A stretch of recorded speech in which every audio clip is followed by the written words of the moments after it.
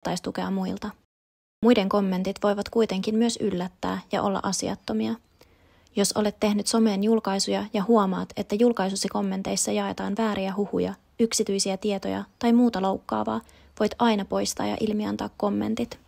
TikTokissa ja muualla somessa on vaikea välttyä kouluampumiseen liittyvältä sisällöltä, koska alustat suosittelevat käyttäjille uhreihin ja muihin asianosaisiin liittyvää tietoa.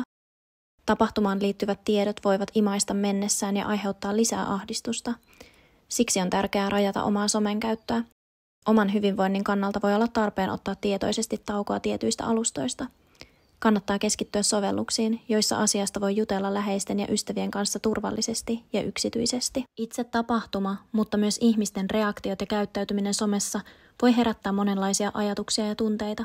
Näistä ajatuksista ja tunteista on tärkeää jutella esimerkiksi läheisten kanssa. Puhuminen helpottaa omaa oloa.